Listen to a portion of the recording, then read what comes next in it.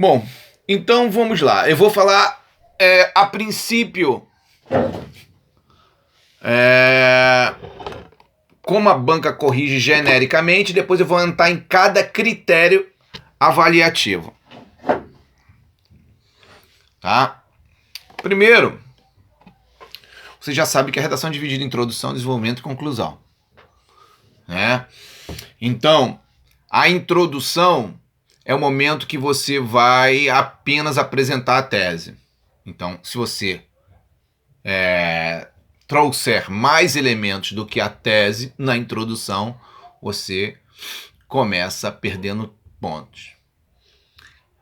Aí em desenvolvimento você tem a possibilidade de 2 ou 3 parágrafos. Esse desenvolvimento é a justificativa do que você afirmou lá em cima na tese. Se você optou por 4 parágrafos a sua redação, então você vai ter que ter 2 argumentos, 2 argumentos para defender a sua tese. Dentro dessa parte da argumentação, o que vai ser analisado? 2 aspectos básicos. É claro que esses aspectos vai ser subdividido, mas basicamente você vai trabalhar com 2 aspectos. O poder de persuasão, ou seja, os argumentos que você deu para a banca são interessantes, são capazes de convencer a banca? Sim ou não, depende do grau, né, que você tem de persuasão e os argumentos que você deu para convencer ou não. O segundo elemento do desenvolvimento é a estrutura verbal em si, né? Que conectivos você utilizou, se sua pontuação tá bacana e por aí vai. Claro, a ênfase do desenvolvimento é a coerência. Os argumentos que o fulano me deu, que o candidato A ou B me deu, são bons? Me convenceram? Sim. Aí depois, tem uma relação direta com a tese que ele levantou na introdução? Tem. Vamos ver agora a parte gramatical. Né? Ele disse de maneira direta? Disse. Ele não repetiu palavras? Não. Ele utilizou a vírgula bem? Aí, propriamente, a estrutura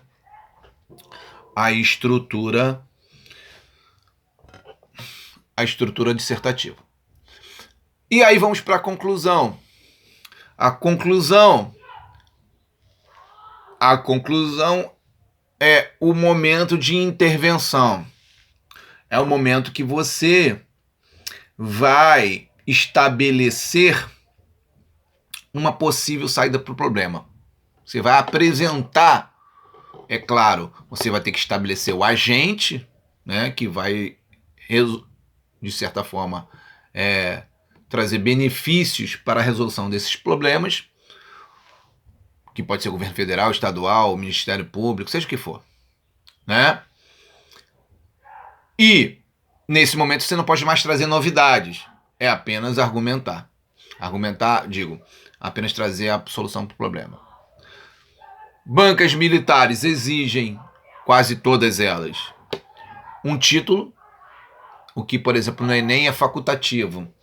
Bancas militares exigem um título, e o título está associado, a pontuação de título, ele está associado a 2 critérios básicos. A correlação, a relação que o seu título tem com o seu texto, né? O seu título vende bem o seu texto, né? Ele tem uma relação, e a criatividade que seu título propõe. É uma outra questão. A questão gramatical, ela vai ser olhada da introdução ao desenvolvimento, vocabulário, repetição de palavras, acentuação, pontuação, tudo isso vai ser contado. Vocabulário é formal. Aí, se você tiver um grau de informalidade em algumas palavras, isso vai ser descontado. Repetição de palavra no mesmo parágrafo vai ser descontado. E por aí vai. Tranquilo, então? Bom, esse é a análise genérica. Bom, aí nós vamos agora entrar na questão das competências. O Enem, por exemplo, ele trabalha com 5 competências. Competência 1, 2, 3, 4, 5. O Enem ele analisa o seguinte: ele vai subdividir 200 pontos para cada competência. Competência 1, 200 pontos. Competência 2, 200 pontos. Competência 3, 200 pontos. E por aí vai. Somando 1000 pontos. Para vocês terem uma ideia, uma redação equivale a 45 questões de matemática no Enem. Né? Linguagem que cai: literatura, português, língua estrangeira, são também 45 questões. Elas valem 1000, todas elas juntas. A redação sozinha vale 1000. Então, um peso maior, por exemplo, no Enem, é a redação. Na medida que uma única redação vale 1000 pontos, equivale a 45 questões de matemática. Então, o Enem, o peso, ele dá um peso muito grande à redação. E o Enem, ele vai corrigir através dessas 5 competências que daqui a pouco eu vou discutir com vocês. Ok?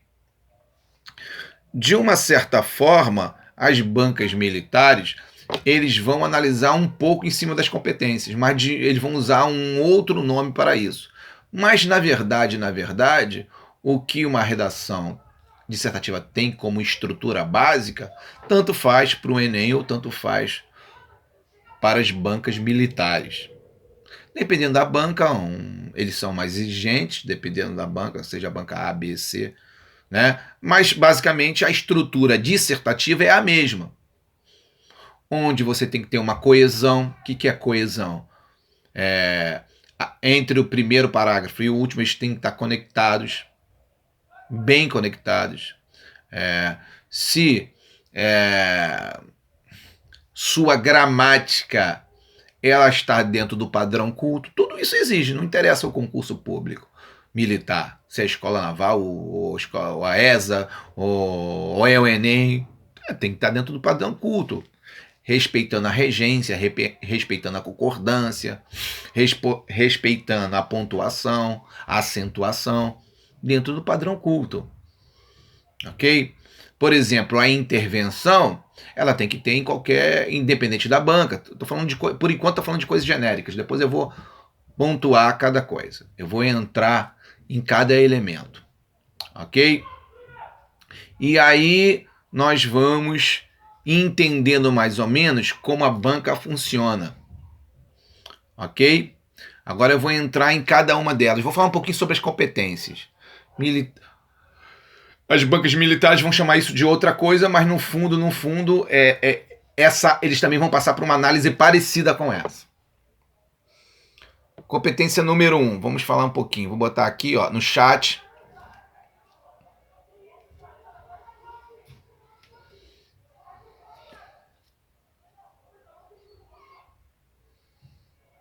Então, a competência número 1, ela lida com gramática. Basicamente gramática. Estou falando agora de Enem, tá?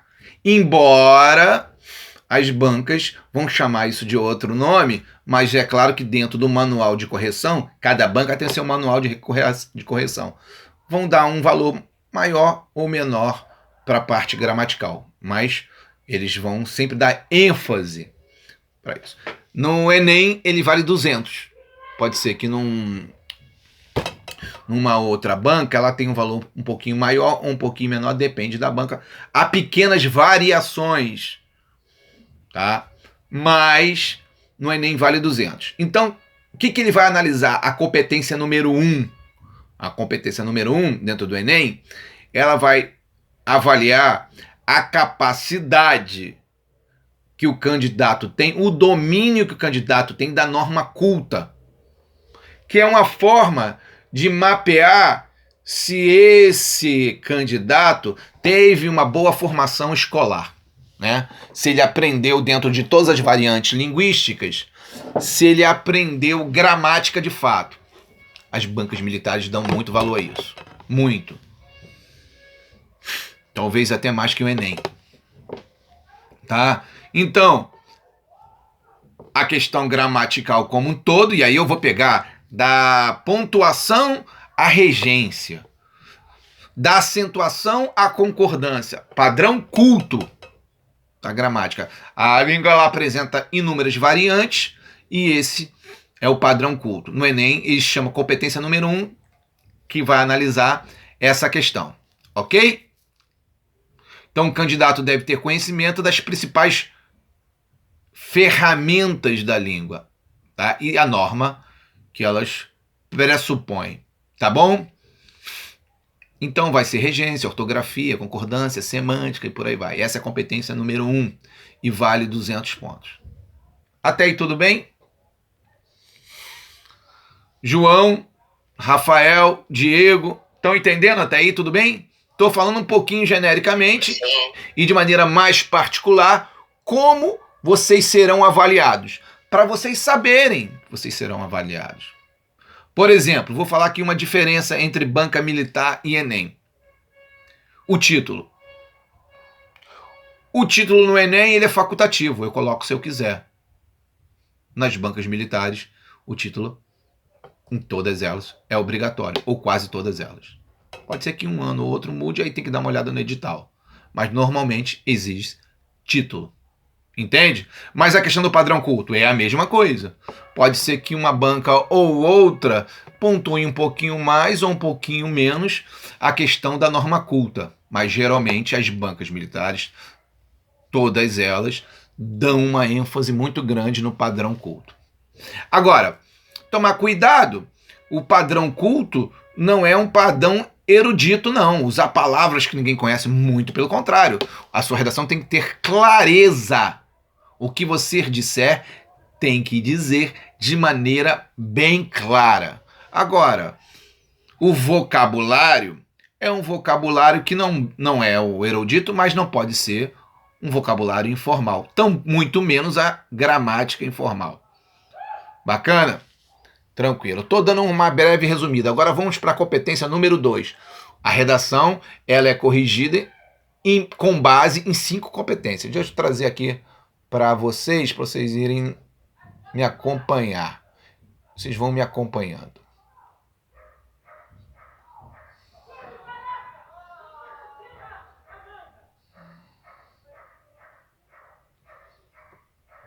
Vamos para a competência número 2 e vamos entender.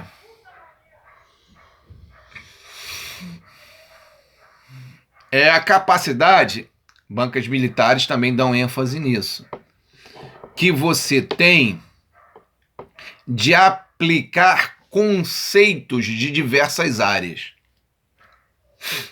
Por exemplo, trazer elementos da história para dentro da sua redação, trazer elementos da política para justificar uma coisa ou outra que você porventura queira falar, trazer elementos da sociologia, da filosofia.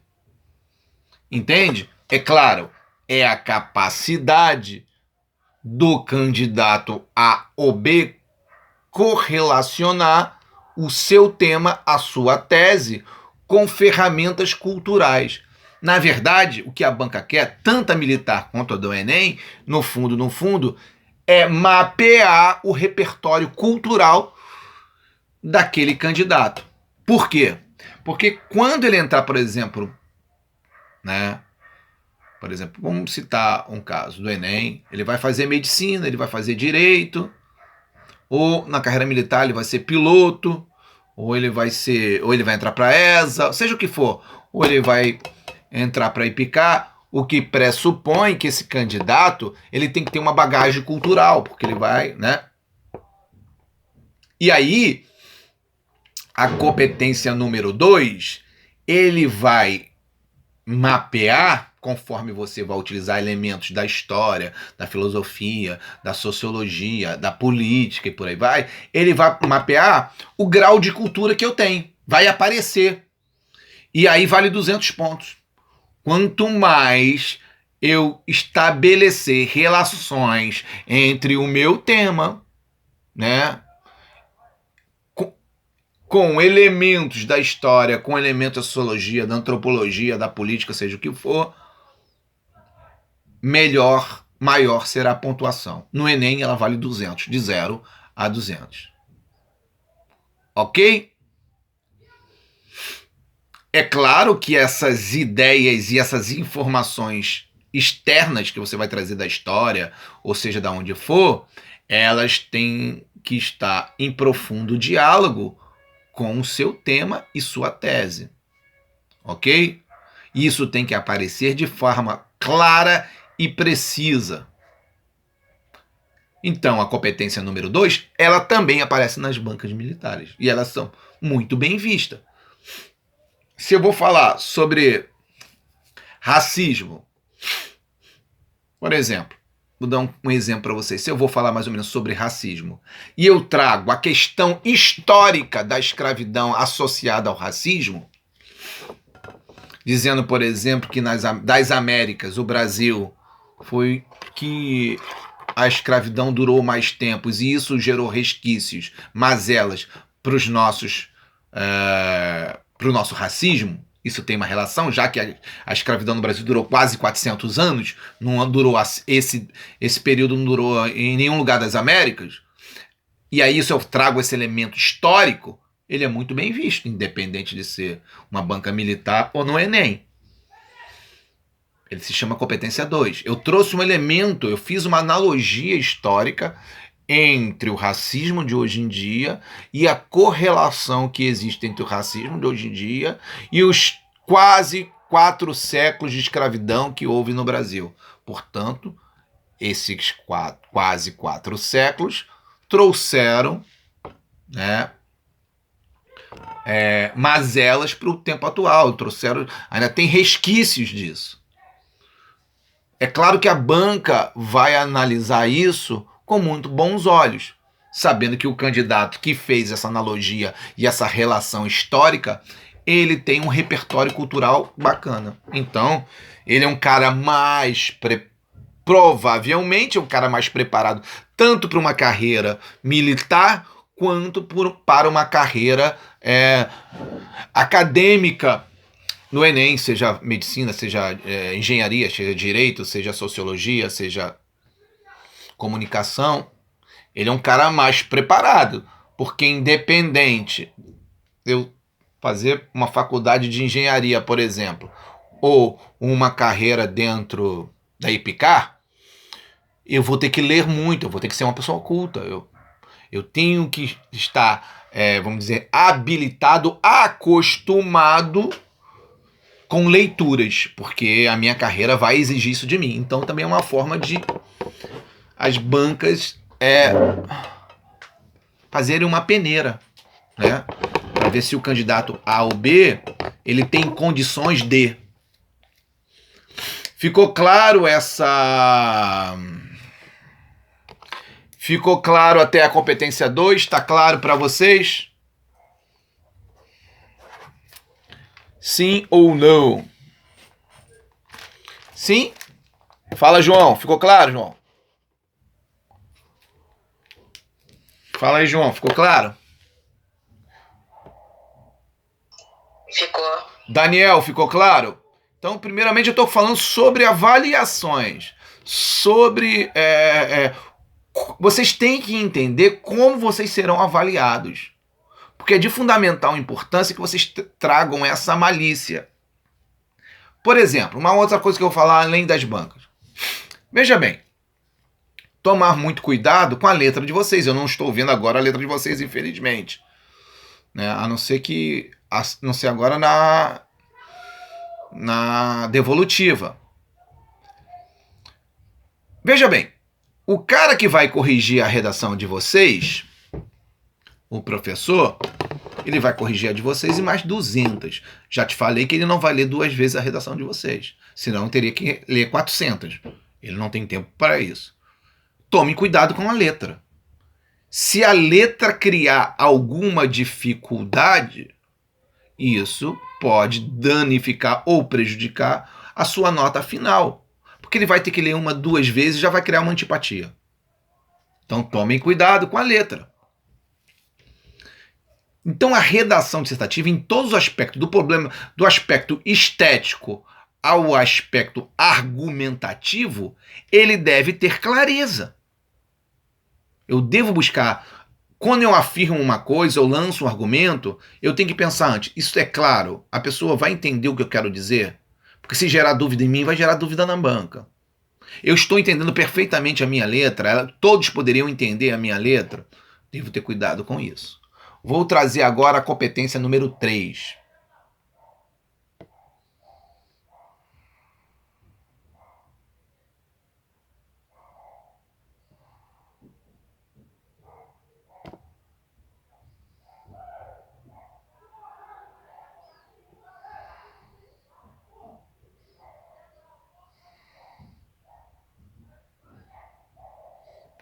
Vamos lá. A competência número 3, que também vale 200 pontos. Cada uma das 5 no Enem vale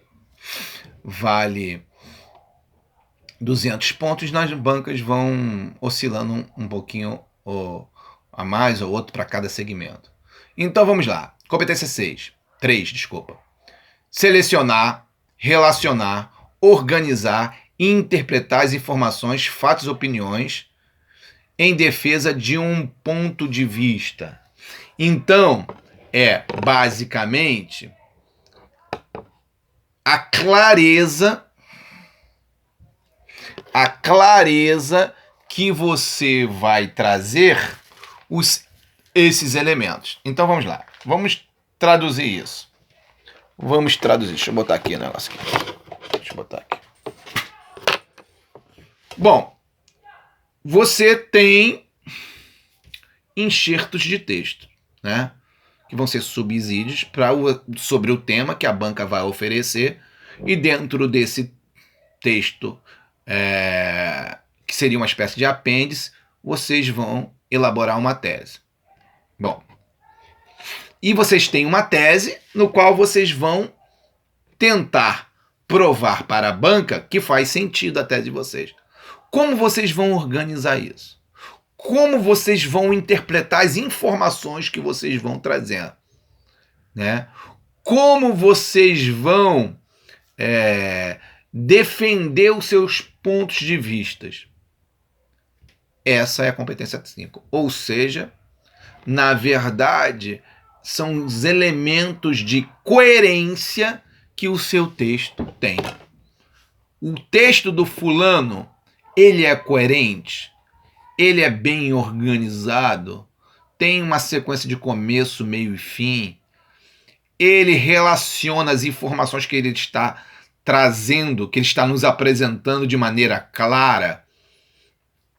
Essas informações ele mesmo entendeu? Entendeu? E aí,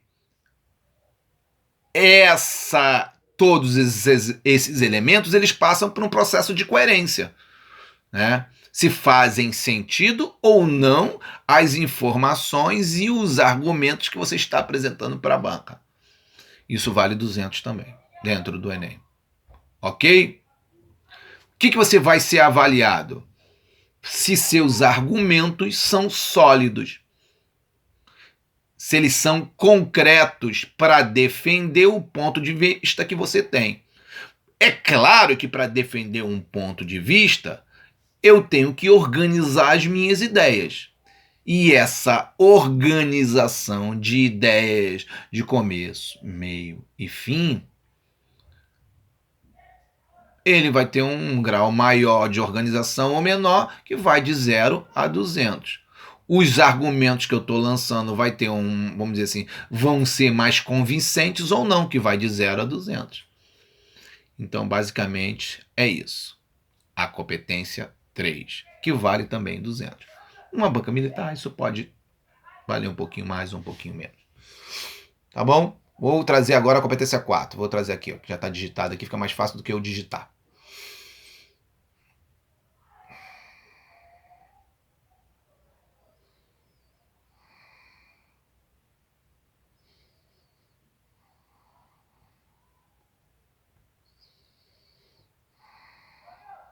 Quando eu fizer a competência 5, eu vou abrir aqui as dúvidas que vocês, porventura, tiverem de alguma competência. Competência 4. Ela estabelece os mecanismos necessários na construção de argumentação. E esses mecanismos também passam pela gramática. Então vamos entender por quê. Então, para conquistar esses 200 pontos, toda a competência vale 200, né, no Enem. Para eu completar esses 200 pontos, você deverá fazer um texto coeso, né, começo, meio e fim, entre os parágrafos uma certa conexão, né? Cada ideia apresentada precisa estar embasada, cada ideia que eu apresento, numa linha de raciocínio coerente, articulado, tá? A fim de fazer o quê? A fim de formar uma certa unidade para o seu texto. Então a competência 4, no fundo, é se o seu texto possui uma unidade. O que é unidade? É se ele é vamos dizer assim, um corpo fechado, se tudo está conectando, começo, na introdução conectado com o desenvolvimento, com a conclusão e por aí vai. Ok? Então, essa competência 4, no fundo, o que ele é? É a busca da unidade para o texto. E essa unidade também vai ser textual, né? Vai elaborar os mecanismos linguísticos. Se você utiliza recursos, por exemplo, você tem um substantivo qualquer, depois você troca para um pronome para não repetir determinado substantivo, então você usou de um mecanismo linguístico que você tem. Isso tudo vai dar unidade para o seu texto. Ok? Tranquilo? Então, basicamente, a competência 4 é a competência onde o objetivo deve evitar repetições de palavras, deve evitar repetições de argumentos.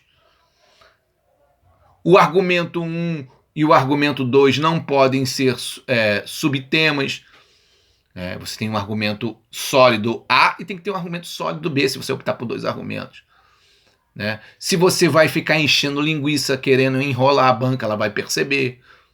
Falando mais do mesmo. Ou, pelo contrário, se faltou informações para que o seu pensamento ficasse mais claro. Ou seja, se a unidade que há dentro do seu texto. Ok? Beleza. Vamos agora para a última. Deixa eu lá buscar. A competência 5.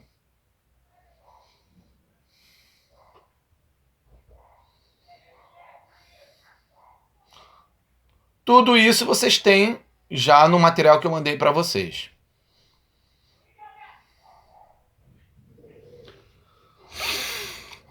A competência 5 é a competência que você vai estabelecer, a capacidade que o candidato, isso aí independente de ser banca militar ou Enem, a capacidade que o candidato tem de propor soluções para, já falei isso com vocês, soluções para o problema que foi apresentado no tema e na sua tese.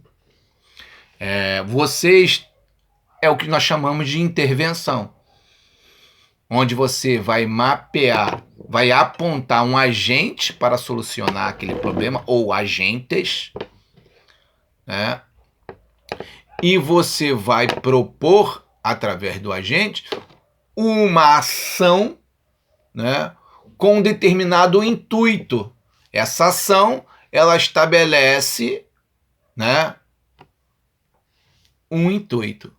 Eu cometo essa ação para quê? Ok? Então, é a possível saída para o problema. Eu tenho que ter na conclusão, ou no penúltimo parágrafo e também na conclusão. Ok? Essa é a possível saída para o problema, portanto, ela vale 200 pontos, né? Como vai ser analisado isso, por exemplo, no Enem? Na medida, quanto mais a intervenção for concreta, sólida, respaldada por coerência, maior vai aumentar a pontuação de 0 a 200. E É claro que ela tem que ter uma relação com a sua argumentação também. Nesse momento é proibido trazer algum elemento novo que você até então não falou. Nessa conclusão, né, e nessa intervenção é o momento de resumo, não é o momento de trazer novidades. Ok? Então essas são as 5 competências dentro do Enem, mas de certa forma a sua redação, dentro de uma banca militar, ela vai também ser analisada dentro desse viés, ou seja, dentro desses parâmetros. Antes de partir para a segunda parte da aula, isso ficou claro para vocês? Sim ou não? Como a banca vai avaliar? Vocês têm alguma pergunta? Beatriz, Eduardo, Cauã, Maria Luísa, Veloso, Daniel. Zero de dúvida? Ficou muito claro isso para vocês? Sim ou não? Ficou sim, Matan. Beleza. Então nós vamos partir para a segunda parte da aula. Deixa eu ver aqui que eu anotei. Tá. Redação nota 1000. Agora eu vou trazer uma redação, vou trazer por fragmento, porque aqui no chat ele tem um limite de linhas. Então vou trazer aqui, demorar um pouquinho, 1 ou 2 minutos, para trazer na minha área de trabalho a redação que tirou nota 1000. Nós vamos discutir porque essa redação tirou nota máxima. Ela tiraria nota máxima tanto no Enem quanto numa banca militar, te garanto. Ou muito próximo do máximo. Tá bom? Independente da banca. Porque ela respeitou todos os critérios que existem na competência 1, 2, 3, 4, 5. Todos os critérios de coesão, coerência das bancas militares. Ela respeitou os critérios básicos de uma redação dissertativa, além de trazer elementos externos, ou da história, da filosofia, ou da sociologia, ou da política, tá bom? Uma redação que tira nota 1000 numa banca militar ou numa banca do Enem, ele basicamente tem essas duas associações, para resumir o papo. É a redação que respeita todos os critérios de cada fase, da introdução, desenvolvimento, da conclusão. É a redação que se sai bem em todas as competências. E é a redação que, além disso, traz informações de outras áreas, seja da história, seja da antropologia, seja da sociologia, seja da filosofia, seja... Por isso é tão importante vocês lerem. É de fundamental importância ler revistas científicas, textos sobre história. Ler o máximo que vocês conseguirem ler. Porque como é que você vai trazer elementos externos se você não ler? Como é que você vai ter repertório cultural sobre história, repertório cultural sobre filosofia, repertório cultural sobre antropologia ou política se você não ler? Se você respeitar tudo certinho, as características da introdução, as características do desenvolvimento, as características da conclusão, tá? Respeitar competências, mas esse elemento do repertório externo não aparecer em nada, provavelmente você não vai tirar nota máxima, nem próximo disso. Ok? Independente de ser uma banca militar ou independente de ser uma coisa. É visto com muito bons olhos o candidato que traz informações de outras áreas. Por quê? Simples. Porque as bancas, tanto militares quanto de Enem, gostam disso. Simples, sabe por que é simples? Porque isso pressupõe que o candidato AB é um sujeito culto, bem informado. Então, se ele vai ser piloto, se ele vai ser engenheiro, se ele vai ser médico, se ele vai ser professor, se ele vai ser um sociólogo, se ele vai ser um sargento, muito melhor se ele for um sargento culto, muito melhor se ele for um tenente culto, muito melhor se ele for um médico culto. Então, essa também é uma outra peneira que a redação nos propõe, tá bom? Então eu vou trazer uma redação agora para a gente debater e vocês vão perceber que essa redação, além de... Eu quero que vocês observem isso. Que essa redação, além de respeitar todos os critérios de cada etapa da redação dissertativa, ela também traz elementos e diálogos com áreas, sobretudo, das humanas. Pode ser da história, da filosofia e por aí vai. Ok? Vamos lá. Deixa eu trazer aqui para você a redação. Vou trazer aos poucos, porque aqui tem um limite de linha, né? Então não tem como fazer. Trazer de uma...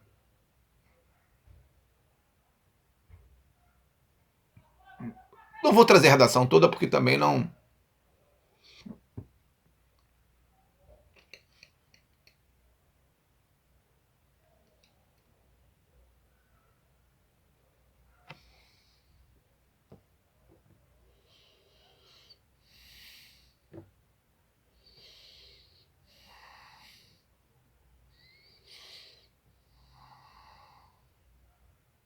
Vou trazer primeiro a introdução, depois o desenvolvimento e por aí vai.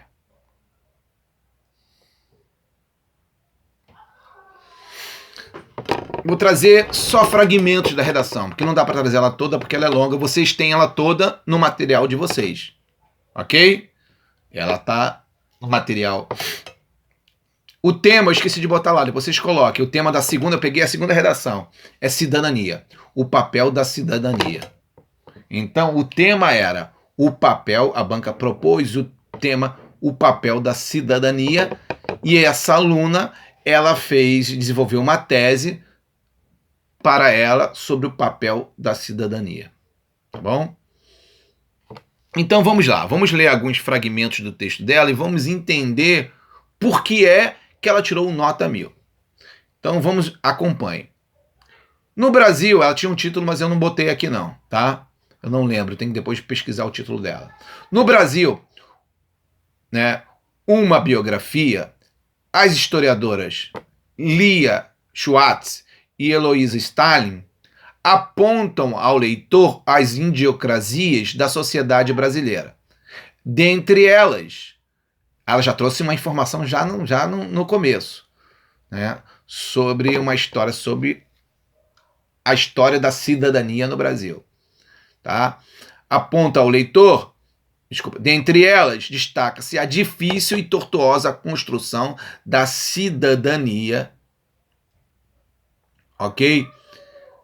Embora o país possua uma legislação uma das mais avançadas do mundo, muito do que nela se prevê não se concretiza.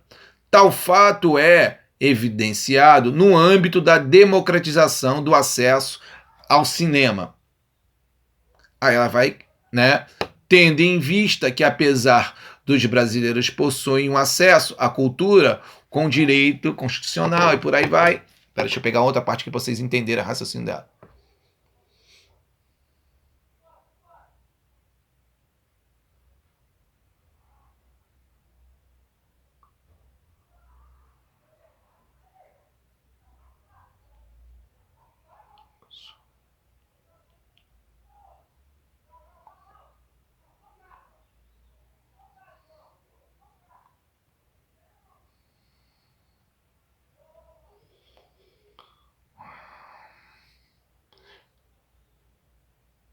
Aí ela vai dizer, de certa forma, o que ela disse até então, é que, embora, né, a nossa legislação seja uma das, em relação ao respeito à cidadania, os direitos e deveres que todo cidadão brasileiro tem, né, tem direito à casa, segundo a Constituição, direito à cultura, respeito à liberdade religiosa, respeito à liberdade de expressão.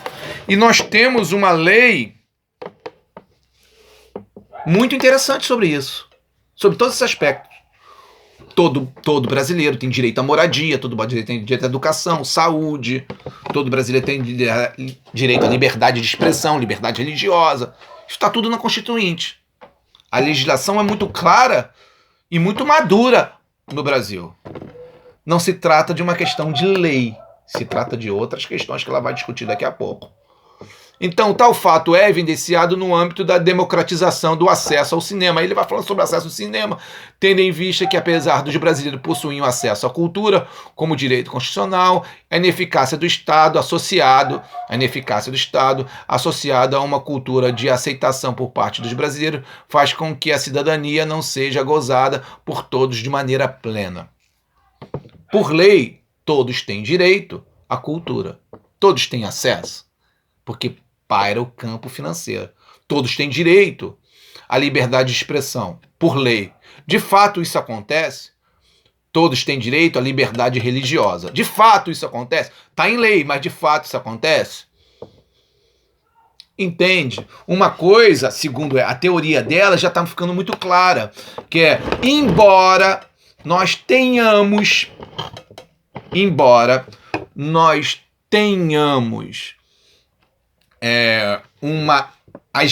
vamos dizer assim, leis muito avançadas a respeito da cidadania, essas leis não chegam para todos, chegam para uma elite. Por exemplo, todos têm acesso à cultura, mas todos vão ao cinema?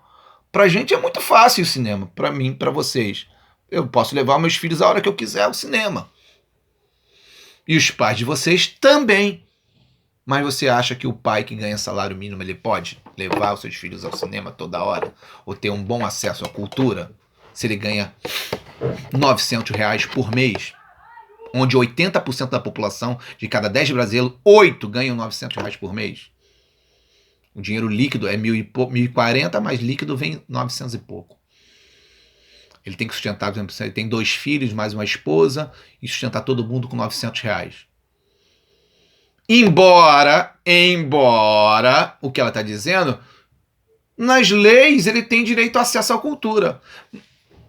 Seria papel do Estado fornecer essa cultura de maneira gratuita para essas pessoas que não têm acesso, na medida que está na Constituinte que todos têm direito à cultura. E quem não tem direito? O Estado teria que dar. Senão, fica uma sociedade desigual.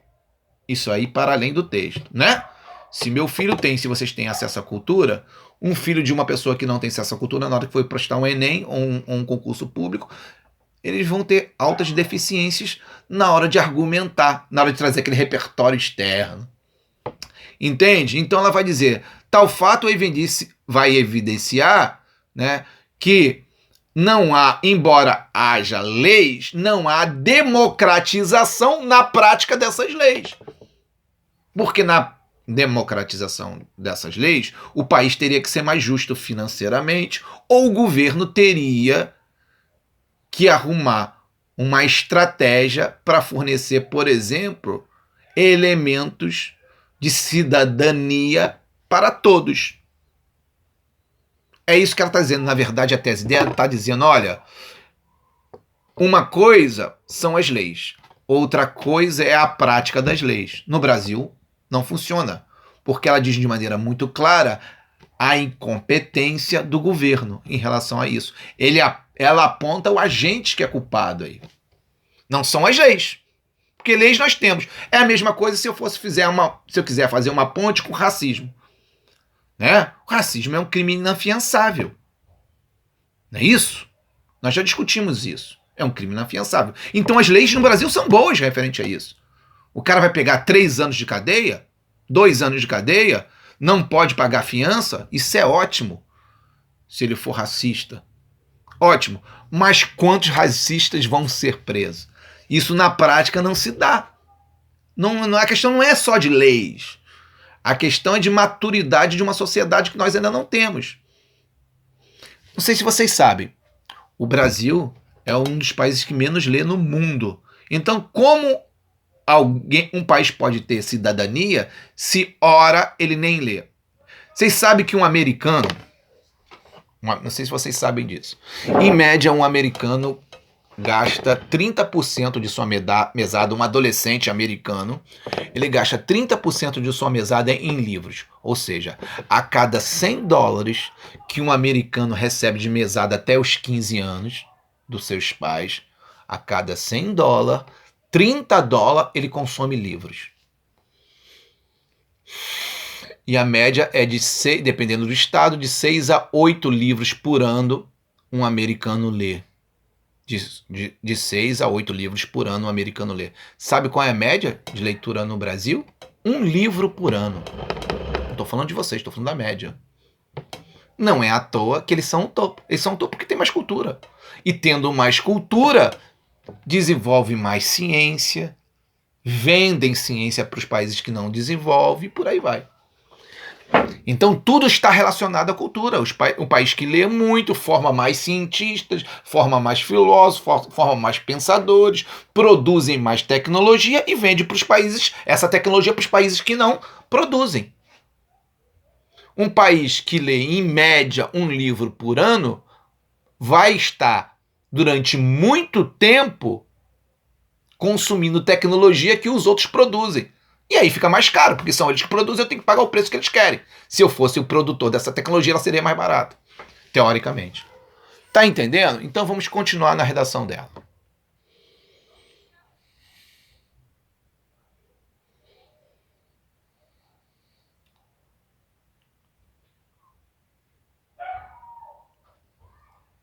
Aí ela vai apontar outros elementos. Estou pegando só pedacinhos da redação para você entender. Depois eu gostaria que vocês, a título de exercício, cada um lesse a redação. Todas tiraram nota máxima. As duas que eu coloquei. Olha só. Aí diz assim, ademais, percebe que o português dela é um português formal.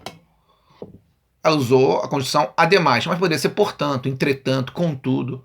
A aceitação, vamos lá, contudo, a aceitação da restrição da cidadania por parte dos brasileiros provém de um ensino ineficaz e muitas vezes inexistente que acarreta falta de conhecimento sobre os direitos dos indivíduos. Outra coisa, a cidadania fornece, diz que eu tenho direito à liberdade de expressão, liberdade de escolha religiosa, que eu tenho direito à habitação, que eu tenho direito à saúde, que eu tenho direito à educação. E cada elemento desses pressupõe direitos e deveres. Quantos brasileiros vocês acham que sabem de seus direitos e deveres? Quase nenhum. Por quê? Porque, na essência, lá na raiz, eles não tiveram acesso a uma boa escola que não os formou de maneira decente. Portanto, eles mal sabem dos seus direitos e deveres. Porque também tem a outra contrapartida. Às vezes um vizinho, domingo, bota um som alto 11 horas da noite. Ele sequer sabe que ele não pode utilizar um som a partir das 22 horas. Que isso está em Código Penal. E que isso é, de certa forma, uma falta de cidadania. Porque tem os meus direitos e tem os meus deveres. Entenderam? Então, aí ela diz o seguinte, olha o que ela diz. Muitas vezes existem que acarreta a falta de conhecimento sobre os direitos individuais. No livro Vidas Secas, já citou um outro livro.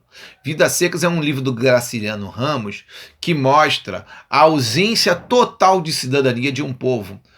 Fala sobretudo do povo nordestino.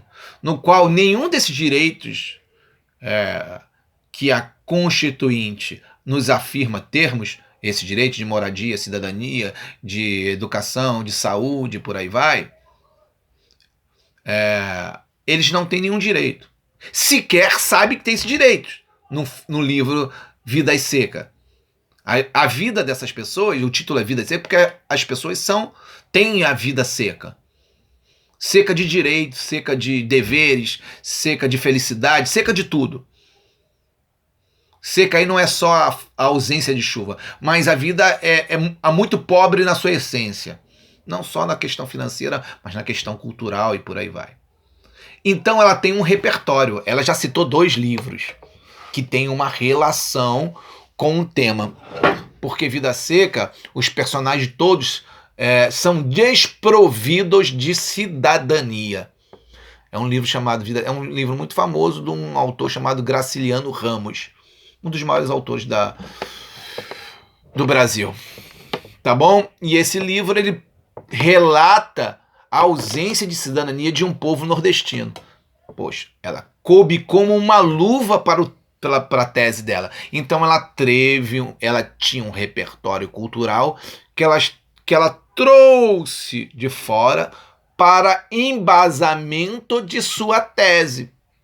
Eis o motivo pelo qual é tão importante você ler. Agora, tome cuidado. Essas relações, né, essas informações que eu vou trazer de fora, tem que ser informações que a sociedade já digeriu enquanto senso comum. Não é qualquer livro. Por exemplo, você não poderia citar um livro do Rogério Batalha, já que ninguém conhece o Rogério Batalha. Tá entendendo? Mas Graciliano Ramos, o livro Vidas Secas, toda a banca conhece. Qualquer professor que for corrigir a sua redação de você, te garanto que todos conhecem Vidas Secas do Graciliano Ramos. Então ele sabe. Mas se você botasse um livro do Rogério Batalha, ninguém vai conhecer. Então, não é trazer uma mera informação aleatória. É uma informação que você percebe que é do conhecimento de boa parte da população acadêmica. É um livro reconhecido como um dos maiores livros da língua portuguesa. Entende? É interessante que vocês tragam. Se você vai citar um filósofo, tem que ser um filósofo que as pessoas conhecem. Se você vai citar um historiador, tem que ser um historiador que as pessoas conhecem. Se você vai citar um livro, tem que ser um livro que as pessoas conhecem. Bacana? Então, vocês estão percebendo como ela vai trazendo os elementos? Vou trazer mais algumas coisas. Vou trazendo os fragmentos do texto dela para você. Depois vocês vão fazer aqui, ó. Depois, o que vocês vão fazer? Depois vocês vão ler ele na íntegra. Hoje nós estamos discutindo por que essa redação é boa. Por que ela tirou nota máxima? Aí ela continua na argumentação. Portanto, pode-se inferir, ou seja, pode-se deduzir, que a democratização do acesso ao cinema, e poderia ser o teatro, a cultura com geral, é um tema relevante e que carece de soluções. Sendo assim, cabe ao governo federal, ela já começa a dizer quem é o agente, quem seria o agente que poderia, de certa forma, melhorar esse. Já que a sociedade não é justa, já que o salário mínimo é depreciativo, já que a mão de obra no Brasil quase sempre é desqualificada.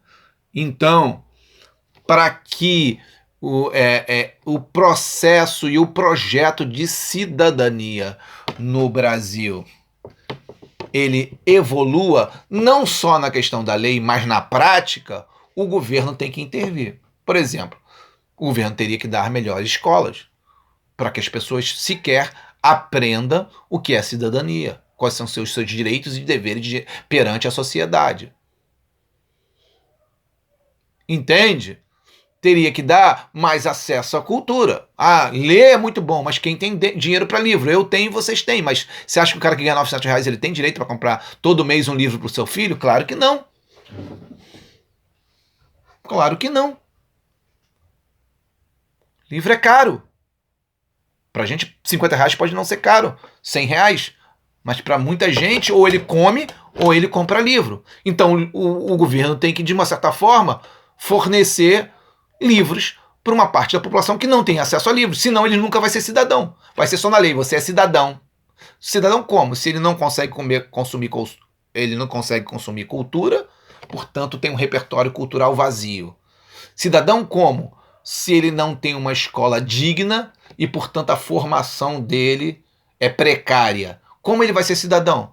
Quando ele chega na vida adulta, ele vai trabalhar em subemprego, porque ele não tem uma formação intelectual sólida, não tem uma formação acadêmica sólida e não consumiu cultura durante toda a sua existência. Pronto. E tem uma coisa que é pior de tudo. Sabe o que é? Se ele não comeu bem durante a infância, se nos 12 primeiros anos uma criança não se alimentar com todos os nutrientes necessários, sabe o que acontece? Isso causa danos aos cérebros eternos. Se ela fosse alimentar, vamos dizer, por exemplo, que ela se alimentou os 15 primeiros anos de vida, do 0 aos 15 anos, mal. E o pai dele ganhou na loteria. E ele ficou milionário. E a partir dos 15 anos ele vai se alimentar muito bem. Sabe o que acontece? A ausência de vitamina na formação do cérebro causa danos estruturais no cérebro para sempre. O cérebro não desenvolveu no momento que era para desenvolver e ele nunca mais vai desenvolver como uma pessoa que se alimentou bem. Isso quer dizer que, pela lei, ele tem os mesmos direitos. Mas se ele não se alimentou, o cérebro dele, as relações cognitivas do cérebro, são piores do que uma pessoa que se alimentou. E se ele começar a comer bem a partir dos 15 anos? Não tem mais solução. É irreversível. Porque a formação do cérebro não foi bem estruturada quando era para ser nos primeiros 15 anos de vida. Tá entendendo? Então ela já está dizendo que cabe ao governo, vamos voltar à redação dela, cabe ao governo federal direcionar recursos para regiões marginalizadas. O que é regiões marginalizadas? Eu acho que não tem acesso à cultura, não tem acesso à escola e por aí vai, do eixo vanguardista brasileiro, por meio de definição de uma agenda econômica que democratize o acesso à cultura, a fim de promover o desenvolvimento sociocultural igualitário dos cidadãos. Percebe que ela é uma pessoa bem politizada, ela vai estabelecendo. Não é à toa que ela tirou nota 1000. Não é à toa que no Enem pouquíssimas pessoas tiram nota 1000. São 100 mil pessoas fazendo prova. Às vezes, nem 500 tiram nota 1000. De 100 mil. De 100 mil, às vezes 800, 900, depende do ano. 1000 pessoas. De 100 mil, 1% tira a nota 1000. Só 1%. De cada 100 pessoas, uma só tira a nota 1000. Percebe como é difícil? Porque se eu fizer a grosso modo, se eu quiser falar para vocês a grosso modo, por que é que essa redação tirou uma nota tão alta e ela foi... Se ela tirou nota 1000, dois professores que analisaram ela deram 1000. São dois professores analisando cada redação para tirar uma média. Se a média dela é 1000, porque os dois professores deram nota 1000. Sabe por que eu daria nota 1000? Eu também daria nota 1000 a essa redação. Sabe por que eu daria nota 1000? Porque ela teve um português todo organizado, pontuação, vocabulário formal, perfeito o português dela. Segundo, os argumentos dela são muito coerentes. E terceiro, que foi o grande achado da vida dela, desse Redação Nota 1000, é que ela trouxe informações de fora. Provavelmente é uma pessoa que lê, e lê muito. Então ela trouxe várias informações, ela trouxe 2 livros conhecidos, e esses 2 livros são livros que se relacionam muito bem com a tese dela, que é a ausência de cidadania de boa parte da população. Então ela trouxe informações interessantíssimas para a sua redação. Ok? Beleza. Então, aí ela vai continuar. Deixa eu trazer a última parte aqui para a gente entender a redação dela para finalizar.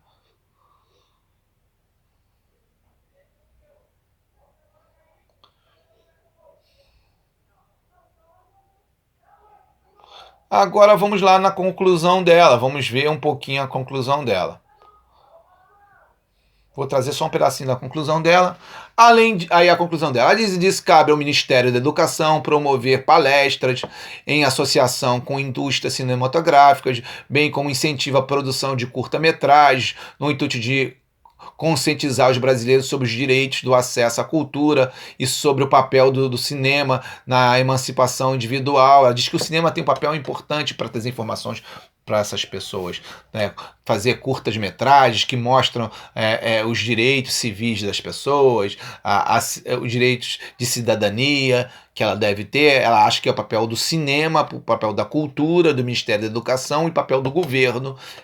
Esses são os agentes que ela propõe: o governo federal, o Ministério da Educação, tá? E a indústria cinematográfica. Então ela estabelece 3 grandes agentes que vão solucionar o problema da cidadania. O primeiro é o governo federal, depois o Ministério da Educação, formando uma cultura mais sólida e mais digna para todos, e a indústria cinematográfica trazendo essas informações, fazendo filmes sobre cidadania, filmes que abordem esse debate e que esses filmes cheguem à parte da população, né, o governo forneça de graça, os cinemas forneçam, de uma certa forma, acesso, né, a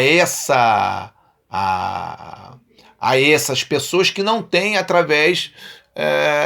que não têm acesso financeiro para ir ao cinema ou para ter boas escolas e por aí vai. Bacana? Então,